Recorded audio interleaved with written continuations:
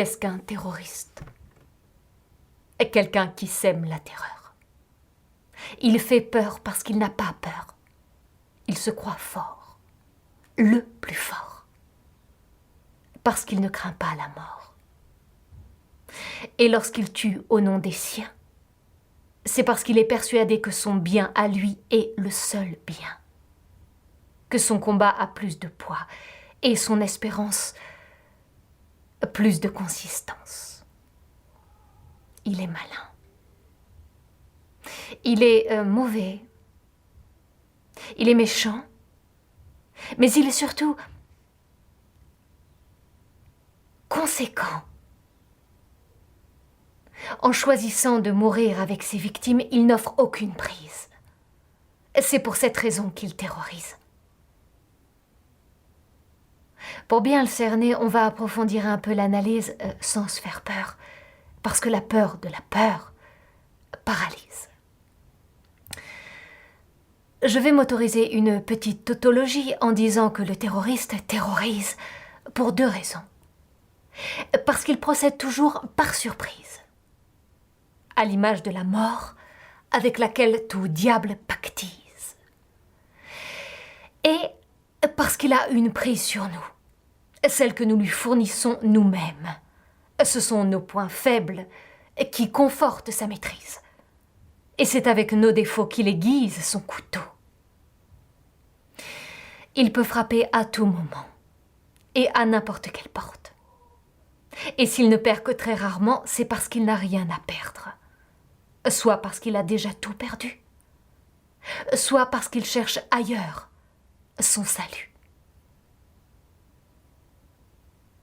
C'est redoutable, n'est-ce pas? Mais ce n'est pas une raison pour le redouter. Et pour ne pas le redouter, ce n'est pas des autres qu'il faut douter, mais de nous-mêmes. Nous ne faisons pas ce qu'il faut pour le buter. Et plus nous nous divisons, et plus nous lui donnons d'occasion pour régner sur les âmes fragiles et imprégner les sujets morbides ou débiles. L'état d'urgence n'a aucun sens. Et si urgence il y a, il faut commencer par changer d'état, par transformer, que dis-je, par bouleverser notre état actuel, qui souffre de 3 maladies réelles. L'impuissance, la dépendance et la contingence.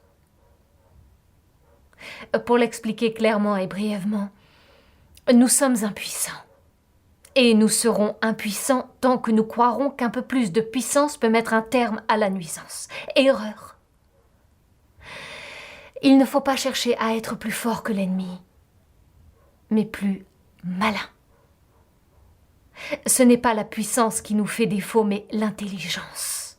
Intelligere, pour bien le digérer. Notre dépendance fait que nous avons et nous aurons toujours un coup de retard sur lui. Il faut changer nos yeux pour voir que ses frappes sont aveugles. Nous sommes tenus ou retenus par une règle fixée, par un droit qui ne s'applique pas à ce genre de rapport de force. Et enfin, notre contingence à retrouver pour signifier à tous nos dirigeants que les choses peuvent être autrement. Il suffit de changer de mode de gouvernement, de gouvernance, de conscience politique et non religieuse.